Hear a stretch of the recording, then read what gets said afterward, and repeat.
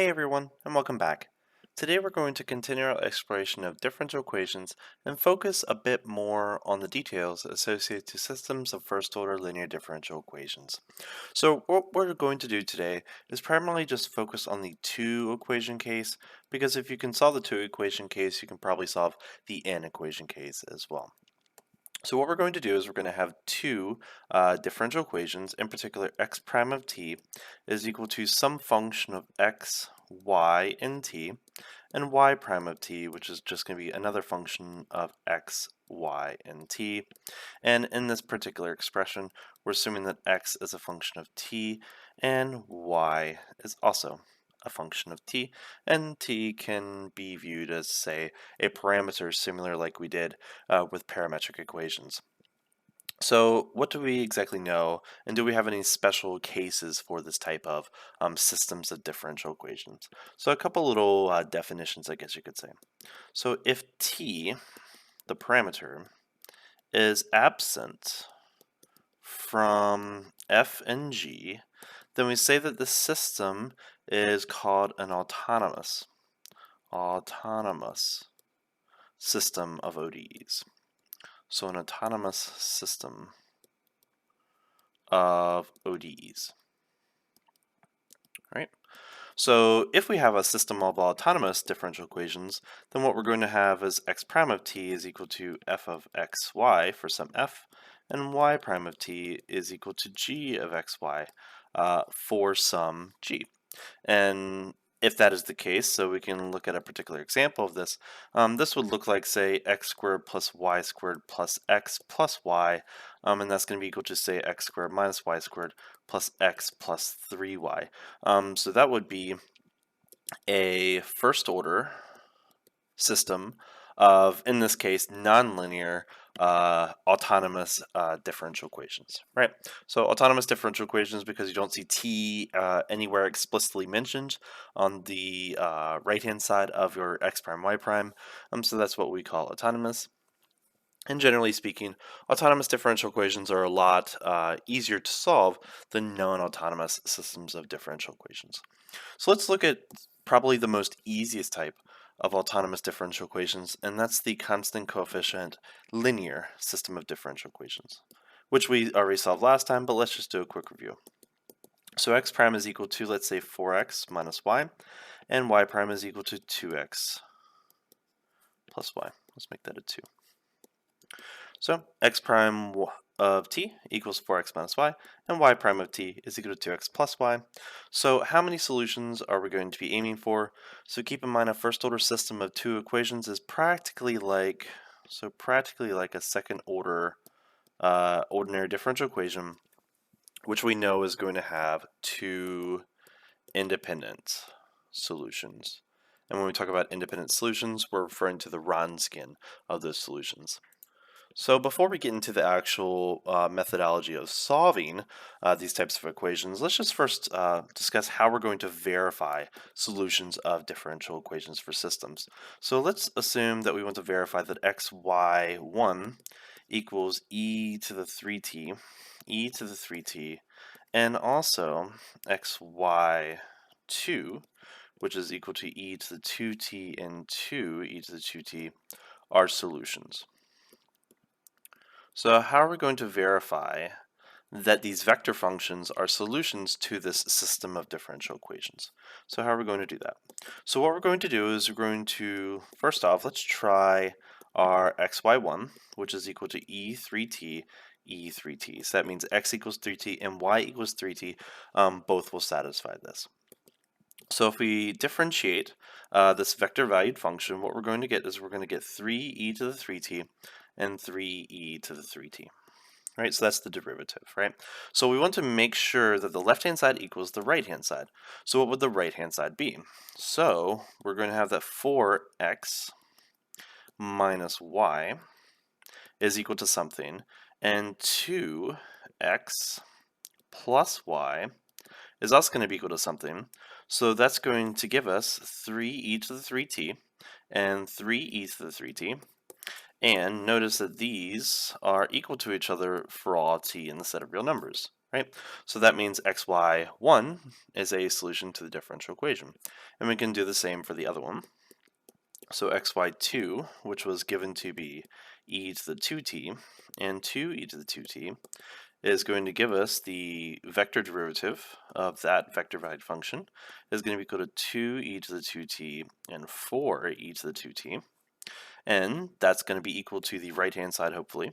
So what are we going to have? So we're going to have 4x minus y equals something, and then 2x plus y, and that should be equal to something. And notice here we're going to have 2e to the 2t and 4e to the 2t. And notice that these two are equal to each other for all t and r, right? So that means xy1 is a solution, xy2 is also a solution. So what would the general solution to this particular thing be? Well, first we have to verify that these are independent solutions.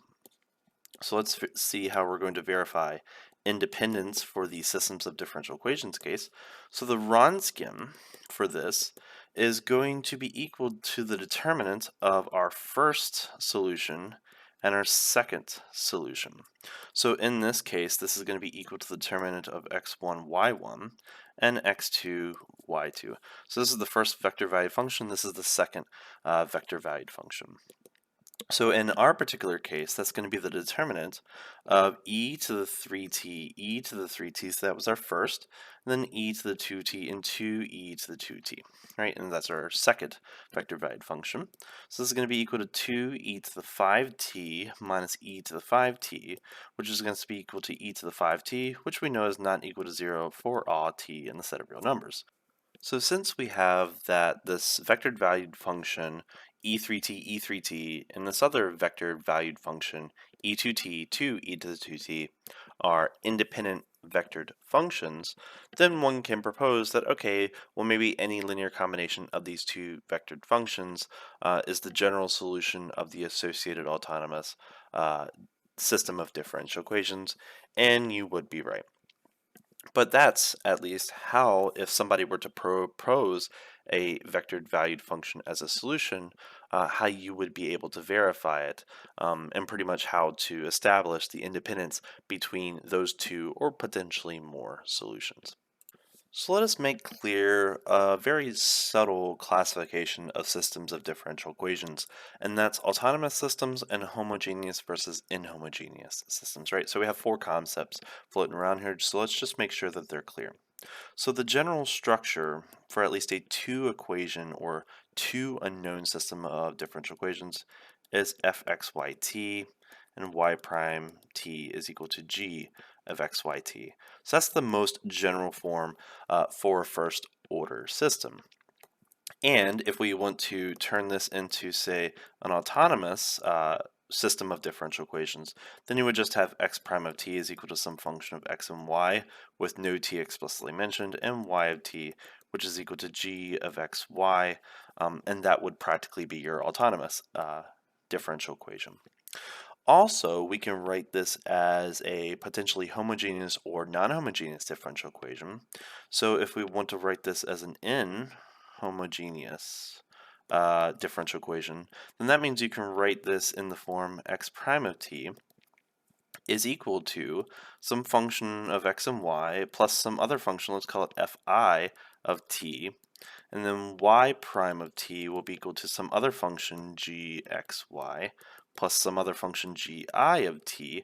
So notice here that these functions have only t in them. No x, no y, so it's like t squared plus sine of t minus 5t minus sinc of t, or something with t only in it. And over here, if we look at this, that would be the homogeneous portion. So that would be the homogeneous portion of your differential equation system, right? So some things we can get automatically from this nomenclature for systems of differential equations is that if we have an autonomous differential equation, that implies that we have a homogeneous differential equation. And why is that the case? Well, if we have an autonomous differential equation, that means there is no t explicitly mentioned in the right-hand side of that system. That includes this fi and gi term, because they would also have to have t explicitly mentioned.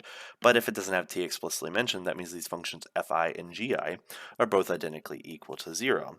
But if we have a homogeneous differential equation system, so homogeneous system, does this apply that that system of differential equations is autonomous? That's not necessarily true, right? Because if we have a homogeneous system of differential equations, well, what could we have that would make it non-autonomous?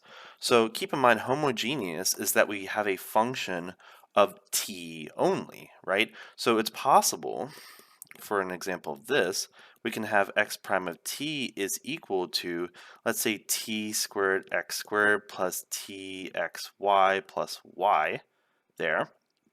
And then we have y prime of t, which is equal to tx plus ty plus x, right? Now notice that I do not have a function of t explicitly mentioned here, right? So technically this, if I were to set that equal to 0, would be a homogeneous equation. But if I were to put a t there, just a t only, that would be an inhomogeneous differential equation, right? So let's assume that that t is not there. So since t is not explicitly mentioned in any of these terms, that would be a homogeneous equation, but it is not autonomous because t is mentioned next to our x's and y's in terms of products and quotients, right? So that's a little bit of terminology that you definitely should know in terms of homogeneous, inhomogeneous, autonomous, and non-autonomous systems of differential equations. So let's begin to build a little bit of theory when it comes to solving systems of first order linear systems of differential equations. The easiest of them all probably will be the linear autonomous homogeneous first order systems, which can be represented in the form x prime of t is equal to ax plus by, and y prime of t is equal to cx plus dy. So this is your homogeneous differential equation, because notice that there is no f of t here, there is no g of t here. If these terms are here, then this would switch into a linear inhomogeneous system of first order differential equations, right? So let's assume that these are not equal to, these are both equal to 0, at least for the discussion, for the moment at least, right? But we'll remove these in this video, so don't worry about that, right? But keep in mind, if I only have this structure, notice that t is not mentioned anywhere, so this is indeed an autonomous differential equation. And in terms of the linearity of this differential equation, notice that x squared is not there, y squared is not there, x times y is not there, the square root of x is not there, the sine of x times y is not there. Of course, if we had a sine of t hanging out in the f of t, g of t term, that would make it inhomogeneous. And if we just had sine of t in front of x or in front of y, that would still be a linear differential equation, except it would not be an autonomous differential equation. So make sure you get your nomenclature down, because if you have an inhomogeneous, non-autonomous, nonlinear differential equation system, that probably would be the most difficult system to solve, at least generally speaking. So let's state a couple theorems that we definitely need in order to solve, and the proof of these practically follow the same exact structure as we did for the higher order ordinary differential equations. So let's assume that x1, y1, where x1 and y1 are functions of t, and another vector function, x2, y2, again, both functions of t, are independent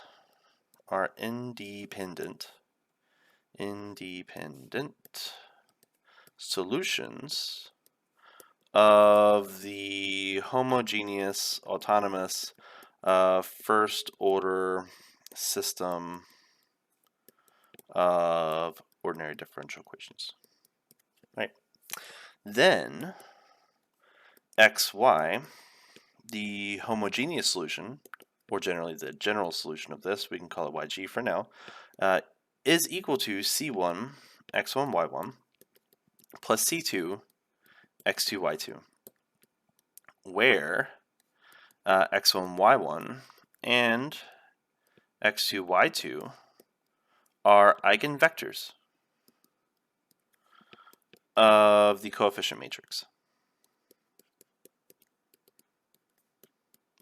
And we've pretty much provided a general proof for this when we first introduced differential equation systems, when we were generalizing from higher order differential equations.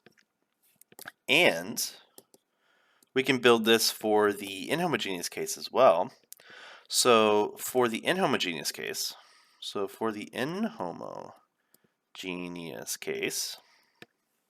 in particular, x prime of t equals ax plus by plus some function of t, and y prime of t equals cx plus dy plus some function g of t with, let's assume x, y, h, the general homogeneous solution,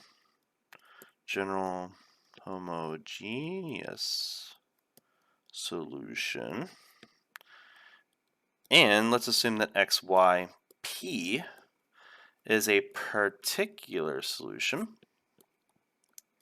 of the inhomogeneous case, inhomogeneous system. Then the general solution, xyg, is just going to be the combination of the general homogeneous vector solution plus the particular. And the proof of this is practically the same as the higher order ordinary differential equation that we mentioned before, so I won't prove these two amazing theorems here. So what I want to do is I actually want to go through a very exhaustive example of how to solve a first order system of two linear inhomogeneous system of differential equations. Let's assume that we're interested in solving this first order system of ordinary differential equations. Obviously we have that this equation system is linear. Obviously it's an inhomogeneous system and hence non-autonomous. So generally speaking, this is definitely a little bit more difficult than the basic homogeneous second order constant coefficient differential equations, let's assume. What I want to do before I actually dive into the solution of this is just list out a bunch of technical skills that you definitely should know. In particular, you definitely should know how to find the eigenvalues of a matrix, and you definitely should be able to know how to find the eigenvectors of a particular matrix as well. 2 by 2, ideally up to a 3 by 3, and past that probably using software like MATLAB or Desmos or something like that, 4 by 4 and higher. Obviously within these concepts you should know how to find the characteristic polynomial of a matrix, and how to find the determinant of a 2 by 2 or possibly higher matrix. In terms of solving systems of differential equations, you probably should know Gauss-Jordan elimination. Cramer's rule for solving systems is definitely a useful tool in a lot of this, and also inverses of matrices, especially 2 by 2 and possibly higher, but that's just heavy Gauss-Jordan elimination, are definitely important skills you need to know when trying to solve these first order systems of non-autonomous linear systems of differential equations. So with those things mentioned, let's dive into it. So the first thing that we want to do is to find the solution of the associated homogeneous system, right? So if we want to look at the homogeneous system of differential equations, what are we going to have? So we're going to have xy prime on the left hand side is going to be equal to 1, 2, 3, 2 times xy on the right hand side. So what I want to do is I want to just call this coefficient matrix A. So to find the eigenvalues, we just need to find the determinant of A minus lambda I.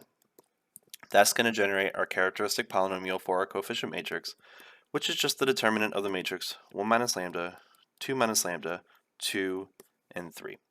So once we have that, what are we going to have? So we're going to have 1 minus lambda, 2 minus lambda, minus 6, which once we factor in combined like terms, we're going to have lambda squared minus 3 lambda minus 4. So that's our characteristic polynomial for coefficient matrix A. Once we set this coefficient characteristic polynomial equal to 0, that's going to give us our eigenvalues. So once we factor, that's going to give us lambda minus 4 times lambda plus 1 is equal to 0, which is going to give us two eigenvalues, 4 and minus 1. So We're halfway through for the homogeneous solution. Now we just need to find our eigenvectors. So lambda is equal to 4 is going to generate from this particular matrix here the corresponding eigenvector matrix, or the nullity matrix, I guess you could say, of -3, 2, 3, -2 times xy is equal to 0, 0. And we're going to find the general solution to this xy. You should be able to show that the rank of this coefficient matrix is 1, not 2. So we definitely are going to have a free variable, which is going to guide our eigenvector. So just by looking at this, you should be able to easily see that the first eigenvector is any constant multiple of the vector 2, 3. You can, of course, scale that to 1, 3/2, or anything like that, but I'm going to choose this one. I think this is a pretty nice eigenvector.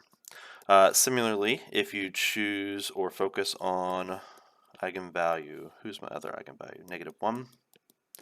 Then that's going to generate the matrix 2, 2, 3, 3. xy is equal to 0, 0. And obviously, since the two coefficients in the first row are the same, all you have to do is just choose the first one positive and choose the second one negative, of like 1, -1, 2, -2. I'm just going to choose 1. So our second eigenvalue is going to be chosen to be 1, -1. So once we have our two eigenvalues and our two eigenvector functions, then we have the solution to the associated homogeneous system of differential equations. So that means our homogeneous solution, xyh, is just going to be equal to c1, 2, 3, e to the 4t, plus c2, 1 minus 1, e to the minus t. Right? And we can write that in parametric form, and you can sort of study what those functions are doing. In particular, xh of t will be equal to 2c1 e to the 4t plus c2 e to the minus t. That's our solution for x. And our homogeneous solution for y is going to be equal to 3c1 e to the 4t minus c2 e to the minus t. And one could give you initial conditions in order to find what those c1 and c2s are going to be equal to.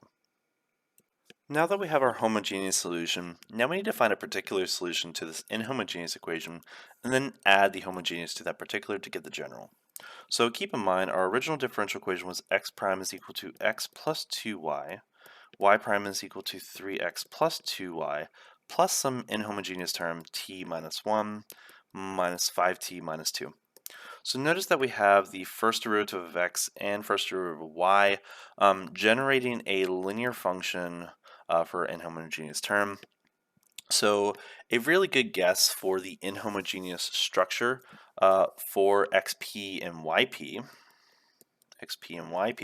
is going to follow the same exact guessing strategy, or academic guessing strategy, one could say, of choosing linear functions a1t plus b1 and yp of t being equal to a2t plus b2, where a1, a2, b1, and b2 are coefficients to be determined.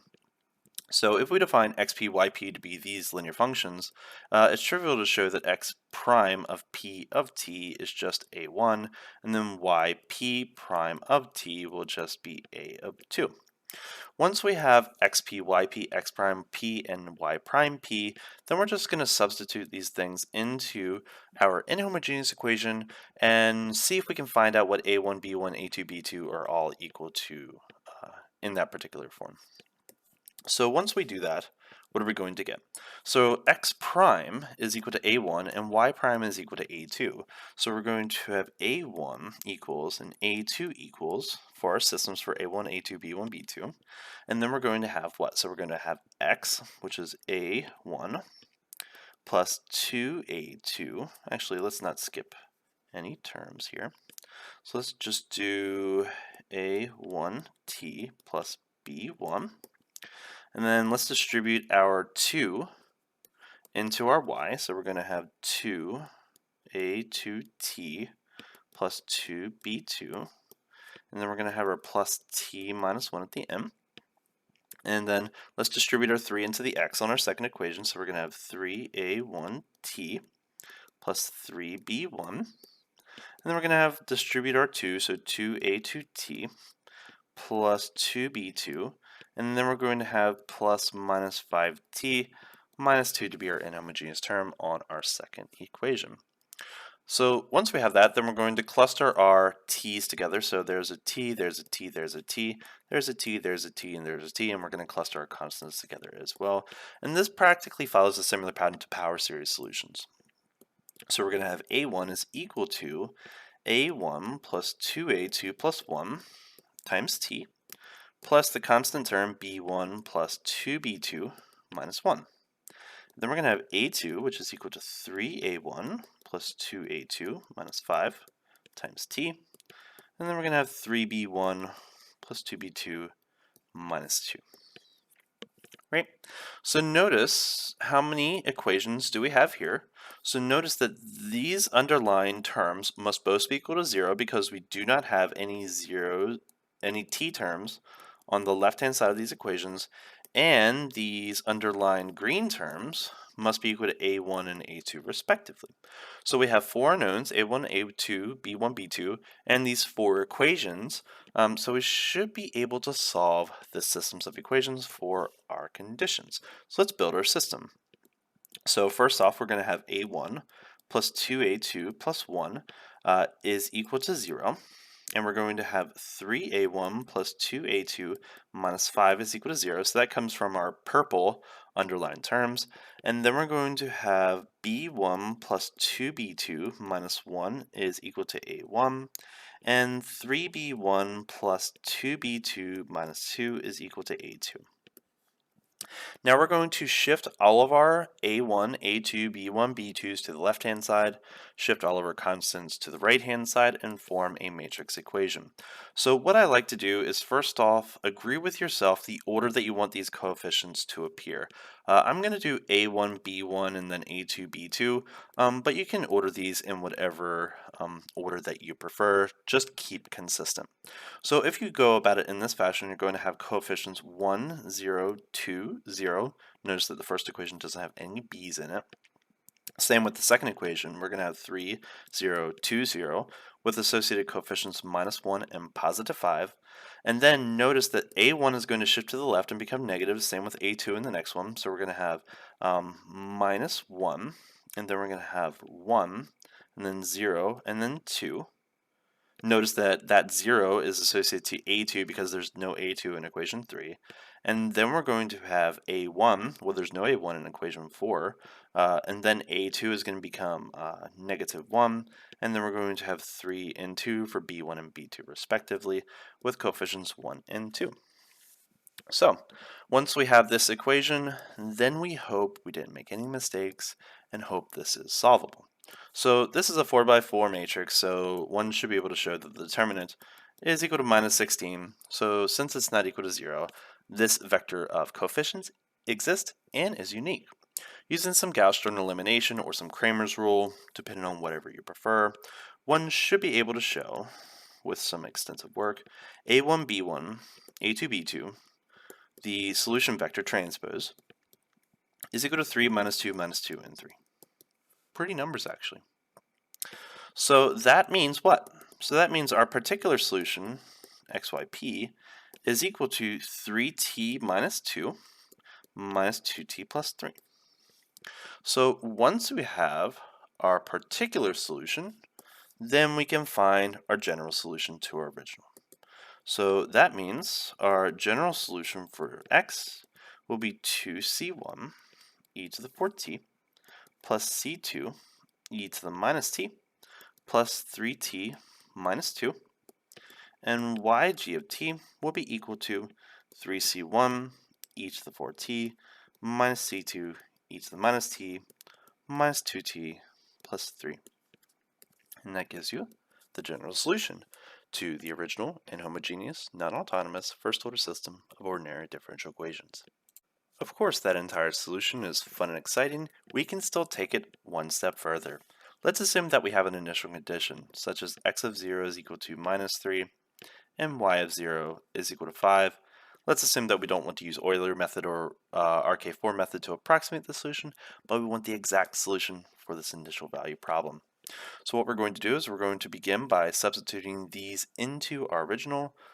general solution, xgt and ygt. So when t is equal to 0, keep in mind exponentials go to 1.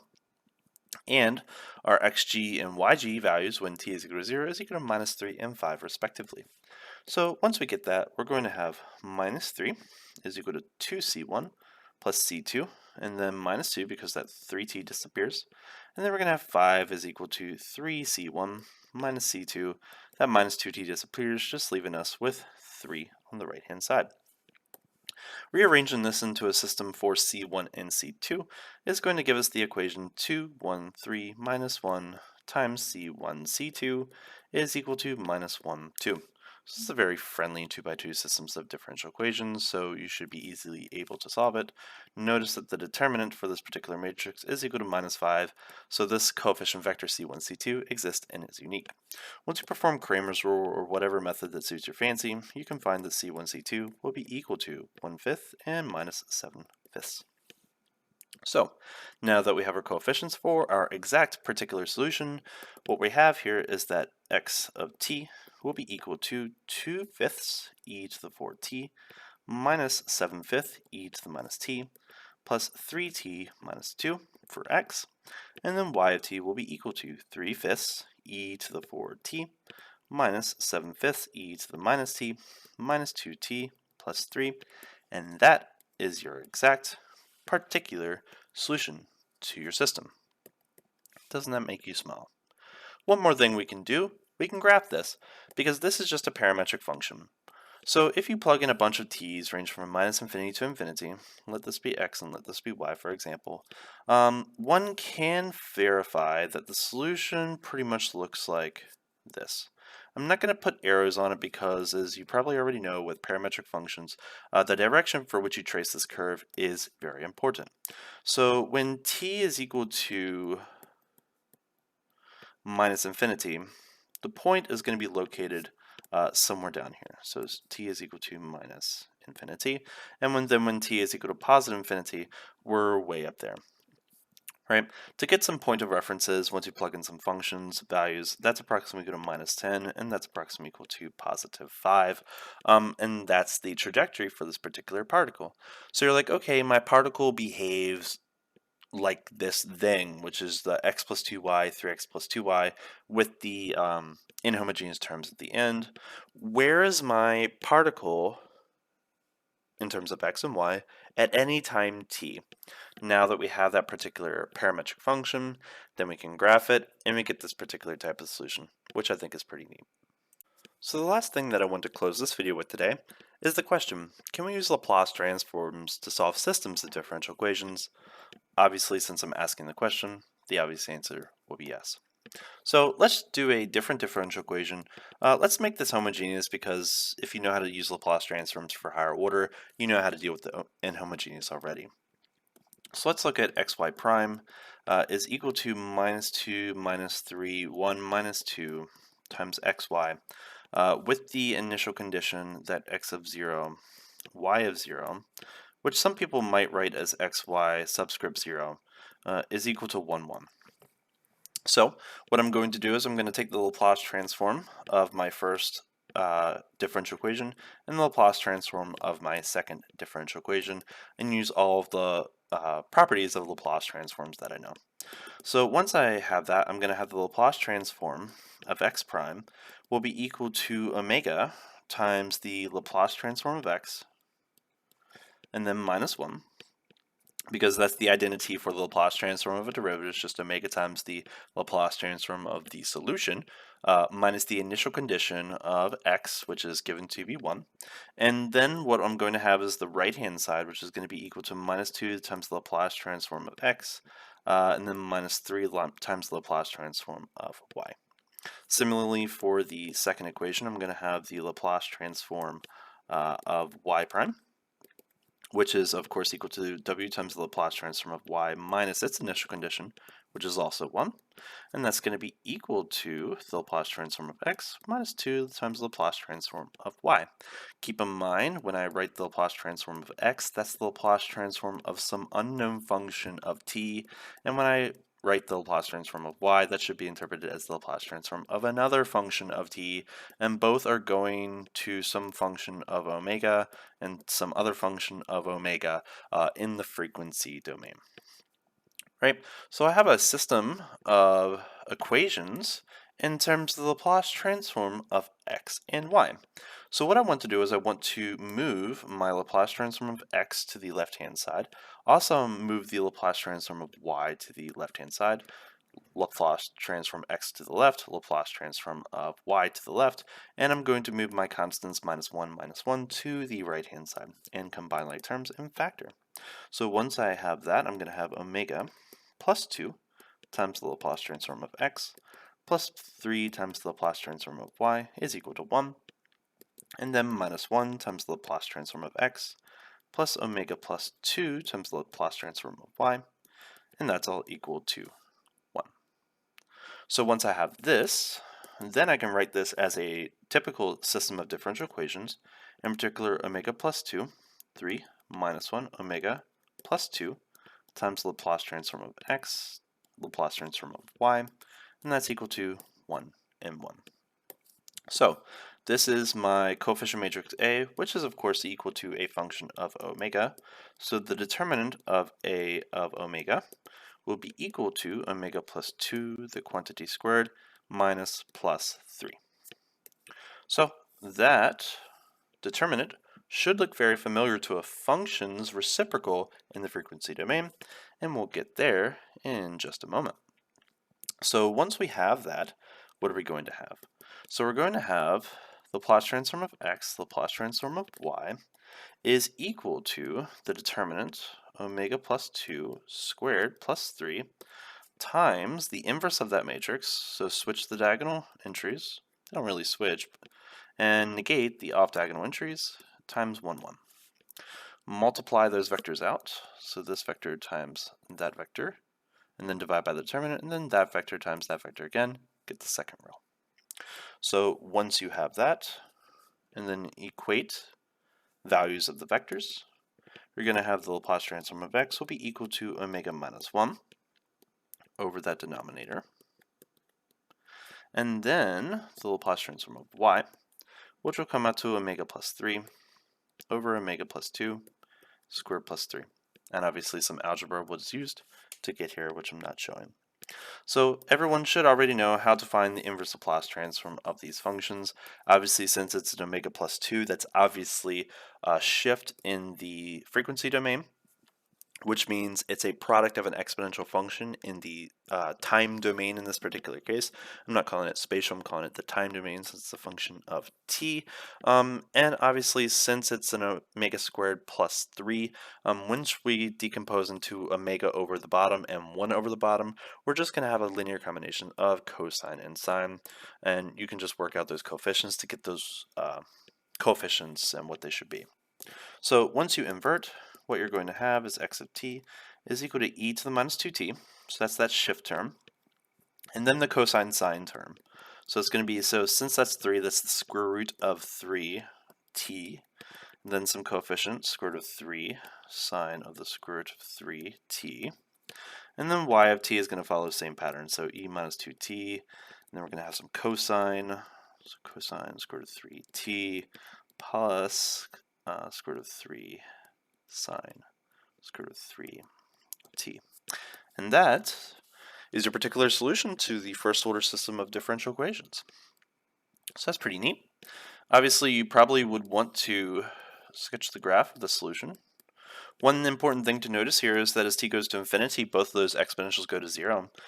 So as t goes to infinity, x and y should converge to the origin. But this cosine and sine is going to sort of make it spiral around the origin.